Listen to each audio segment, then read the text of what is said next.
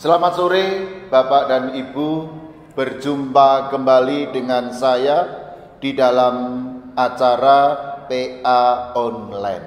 Mari bersama-sama kita buka dengan berdoa. Kita berdoa. Bapa di surga, kami bersyukur pada minggu-minggu Advent pada saat ini, minggu menjelang hari kelahiran-Mu, kami bersama-sama akan PA tentang manusia yang manusiawi.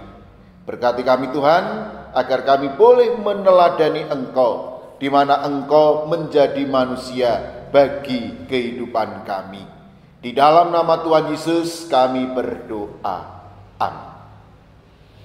Bapak, Ibu, dan saudara-saudaraku yang terkasih di dalam Kristus, tema pada saat ini adalah manusiawi.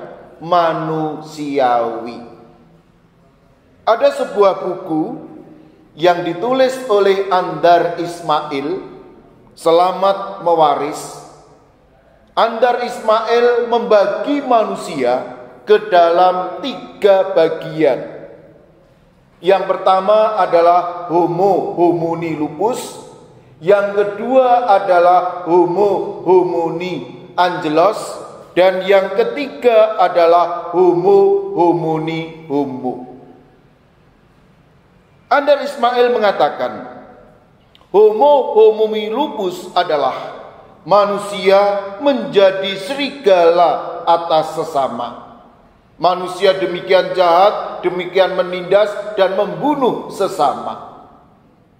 Tetapi dia pun juga mengatakan manusia ada juga yang Homo homini angelos. Artinya manusia menjadi malaikat terhadap sesama.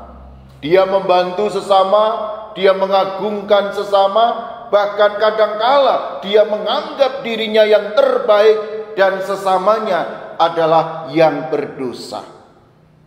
Dan yang ketiga, Andar Ismail mengatakan manusia ada juga yang menjadi Homo homini homo. Artinya manusia menjadi manusia terhadap sesama.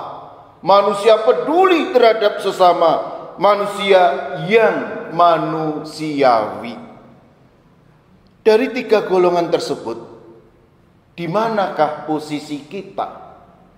Apakah kita adalah Homo homini lupus, Homo homini angelos, atau yang ketiga, Homo homini homo?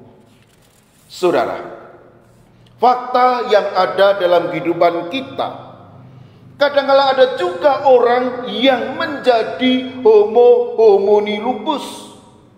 Dia jahat terhadap sesama. Ada juga manusia yang menjadi Homo homini angelos. Dia sangat baik terhadap sesama. Sehingga ketika orang menjadi Homo homini lupus, orang lain dianggap ancaman.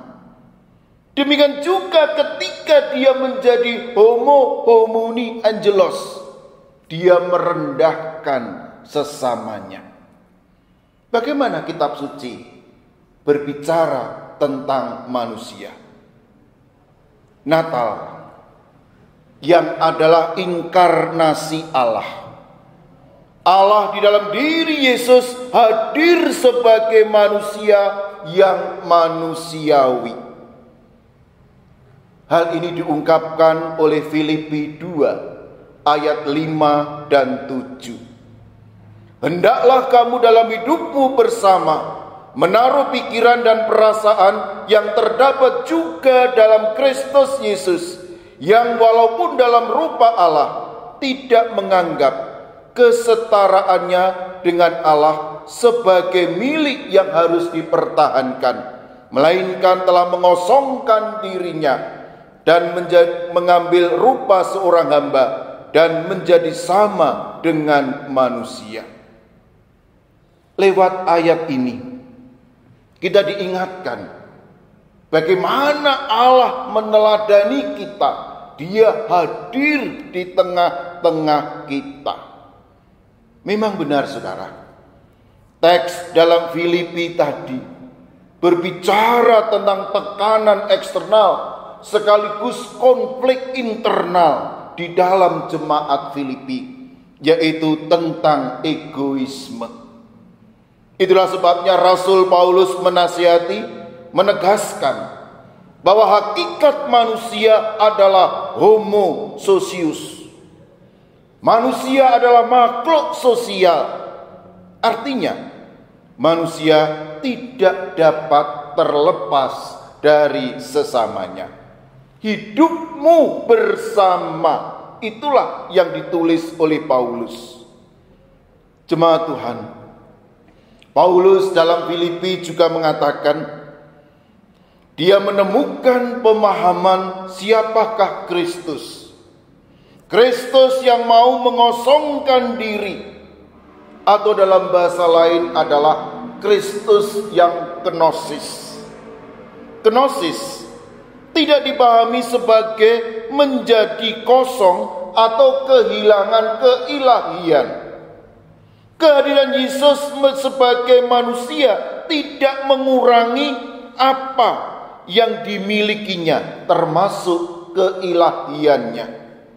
Berkenosis justru berarti menambahkan apa yang semula tidak ada pada dirinya, yaitu kemanusiaan, supaya menjadi berkat bagi orang lain.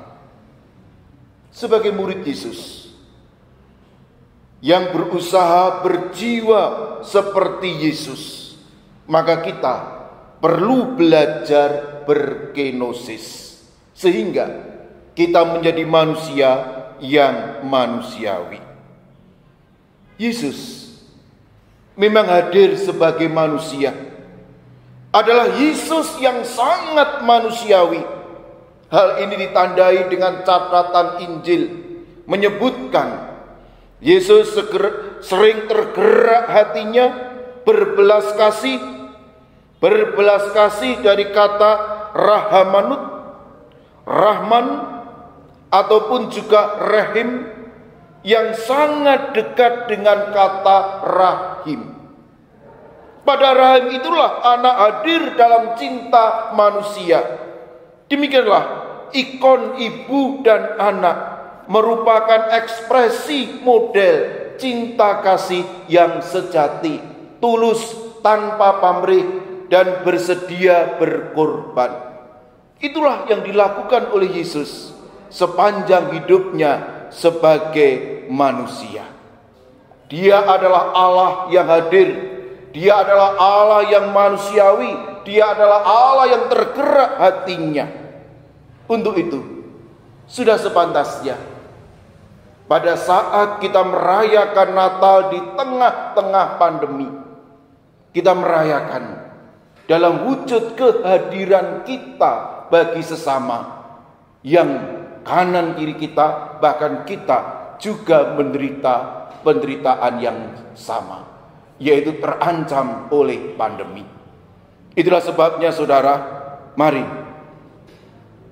firman Tuhan saat ini di dalam PA ini menggerakkan kita untuk menjadi manusia yang manusiawi, menyadari konteks hidup di mana kita hidup.